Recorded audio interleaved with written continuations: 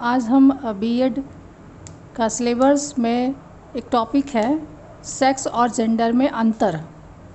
Sex और gender में अंतर स्पष्ट कीजिए। इससे पहले वीडियो डाला था कि जेंडर क्या है, जेंडर की परिभाषा क्या है। बच्चों, ये क्वेश्चन जोड़कर लॉन्ग किया जाता है कि जेंडर क्या है, जेंडर की परिभाषा देते हुए सेक्स और जेंडर में अंतर स्पष्ट कीजिए। तो आप इस लॉन्ग प्रश्न को किस तरह लिखेंगे, इसलिए हमने सेक्स और जेंडर में अंतर स्टेप बाय स्टेप करके पॉइंट्स वाइज डाला है। सबसे पहले हम देखते हैं कि सेक्स और जेंडर में अंतर क्या है। नारीवादी विमर्श में सेक्स और जेंडर में निम्नलिखित आधारों पर अंतर किया जाता है। सबसे पहला अंतर है जैव शारीरिक / सामाजिक सांस्कृतिक। जैसा कि आप वीडियो में देख रहे हैं कि कॉपी में लिखा है पहला जैव शारीरिक। जैव शारीरिक से मतलब है सेक्स / सामाजिक सांस्कृतिक। सामाजिक संस्कृति से तात्पर्य है जेंडर से, यानी यहाँ पर सेक्स और जेंडर दोनों का अंतर एक साथ ही दिया गया है। आगे देखते हैं कैसे है। सेक्स जैव शारीरिक संप्रत्यय है व जेंडर एक सामाजिक सांस्कृतिक संप्रत्यय है। सेक्स महिला व पुरुष में विशिष्ट प्रजनन अंगों की उपस्थिति से निर्धारित होता है, जबकि जेंडर कुछ गुणों का समुच्चय है जिसे किसी महिला या पुरुष शरीर पर सामाजिकरण की प्रक्रिया द्वारा आरोपित किया जाता है। जैसे अगर हम समझें कि समाज स्त्रियों व पुरुषों से क्या अपेक्षाएं रखता है, जैसा कि समाज ने महिला या पुरुष यानी कि महिलाओं में कौन से गुण होना चाहिए और पुरुषों में कौन से गुण होना चाहिए, उन्हीं गुणों की अपेक्षा समाज करता है। अगर हम उनकी अपेक्षाओं के विपरीत कार्य करते हैं तो समाज हमें क्रिया प्रतिक्रिया देता है। यहाँ पर ये पहला अंतर है। अब हम दूसरा अंतर देखिए, प्राकृतिक / सामाजिक। यहाँ पर प्राकृतिक यानी सेक्स और सामाजिक यानी जेंडर। अब हम इन दोनों में अंतर देखें। सेक्स प्राकृतिक है यानी सेक्स नेचुरल है व जेंडर सामाजिक सांस्कृतिक रूप से निर्मित होता है, यानी जेंडर जो है वो सामाजिक और सांस्कृतिक रूप से इसका निर्माण होता है, इसलिए ये सामाजिक है। आगे देखें, परंतु शरीरों में परिवर्तन सामाजिक सांस्कृतिक मांगों के अनुसार किया जाता है। अब सामाजिक सांस्कृतिक की मांगों के अनुसार शरीर में परिवर्तन कैसे होता है, इसे हम उदाहरण के द्वारा समझें। जैसे महिला पुरुष खिलाड़ियों, मुक्केबाज, बॉडी बिल्डर्स, तैराकी, नर्तकों की रचना सचेत प्रशिक्षण व उपयोग का प्रमाण है। जैसे कहा जाता है ना कि एक नर्तकी जो है वो महिलाएं हो सकती है या एक बॉडी बिल्डर्स महिलाएं नहीं हो सकती। ऐसी जो मानसिकता है, ऐसी जो धारणाएं हैं, इसे कहा गया है कि शरीरों में परिवर्तन सामाजिक सांस्कृतिक मांगों के अनुसार किया जाता है। बच्चों, आगे हम देखें तीसरा अंतर क्या है। तीसरा अंतर है सार्वभौमिक / स्थानीय। यहाँ सार्वभौमिक यानी सेक्स से है और स्थानीय यानी कि जेंडर से है। अब हम इसका अंतर देखें।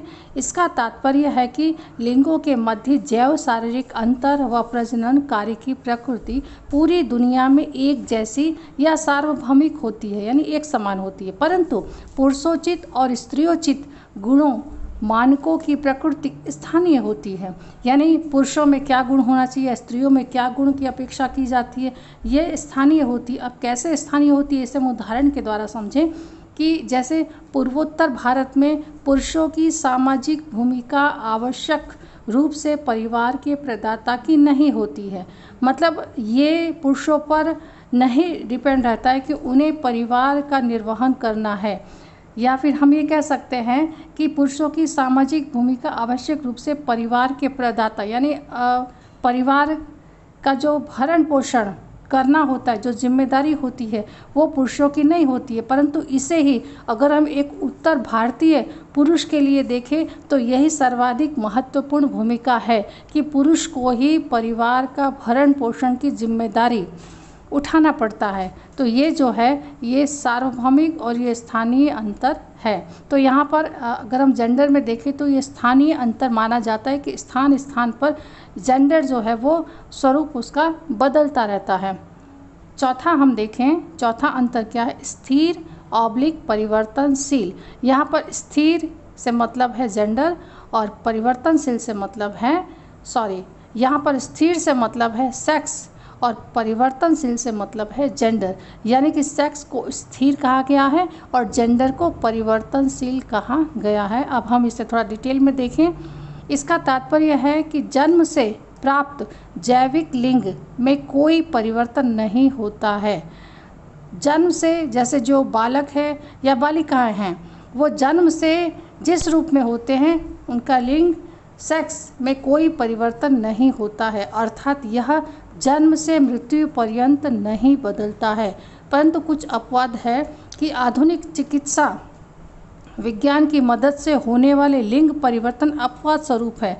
जैसे हमारे भारत देश में तो ये मान्य कदापि नहीं है कि अगर लड़का है तो लड़की में परिवर्तन हो जाए या फिर अगर लड़की है तो लड़का में, ये हमारे समाज में अभी भी स्वीकृत नहीं है। अगर यह आधुनिक चिकित्सा विज्ञान की मदद से जो होने वाले परिवर्तन, जो लिंग परिवर्तन हम देखते हैं तो वे अपवाद स्वरूप है, हम उसे अपवाद स्वरूप में लेते हैं क्योंकि वो सामाजिक का मान्यता नहीं है, समाज उसे मान्य नहीं करती। आगे हम देखते हैं, परंतु जेंडर भूमिकाएं परिवर्तनशील होती है। अब जेंडर की भूमिकाएं कैसे बदलती है उसे हम उदाहरण के द्वारा समझें कि जैसे एक सरदार है, एक सरदार सिख पुरुष है, उसके लंबे बाल जो है वो उनके समाज में सहज माने जाते हैं। वहीं पर अगर जो गैर सिख है यानी जो सिख नहीं है वो पुरुष अगर लंबे बाल रखता है तो वो मानकों के विपरीत माना जाता है, अर्थात समाज उसे स्वीकारता नहीं है तथा इसे हतोत्साहित किया जाता है, यानी उसकी टिप्पणी की जाती है। तो यहाँ पर ये जो दिया गया है कि जेंडर भूमिकाएं परिवर्तनशील होती है, तो इसी अनुसार जैसे सिख के लिए लंबे बाल मान्य हैं, किंतु जो सिख नहीं है उसके लिए लंबे बाल उनके मानक के अनुरूप नहीं माने जाते हैं। समाज उसे हतोत्साहित करता है और तुरंत कमेंट पास करता है। वहीं एक जनजातीय लड़की के लिए पेड़ पर चढ़ना, तीर धनुष चलाना, शिकार करना समाज स्वीकृत व्यवहार है, मतलब समाज एक्सेप्ट करता है, समाज स्वीकारता है। किंतु वहीं अन्य भारतीय लड़कों के लिए ये अस्वीकृत व्यवहार है। किंतु भारतीय यानी कि जो आदिवासी है उन्हें छोड़कर दूसरे जो लड़कियां हैं अगर वो इस तरह का व्यवहार करती हैं तो वो समाज में मानकों के विपरीत माना जाता है और वो अस्वीकृत व्यवहार माना जाता है। तो इसे हमने अंतर द्वारा समझा। इस तरह से बच्चों आप एग्ज़ाम में अंतर, अगर क्वेश्चन है अंतर का, तो आप इस तरह से प्रस्तावना, जेंडर क्या है, जेंडर की परिभाषा, सेक्स जेंडर में अंतर और लास्ट में आप निष्कर्ष लिखकर इस क्वेश्चन को कंप्लीट करिएगा।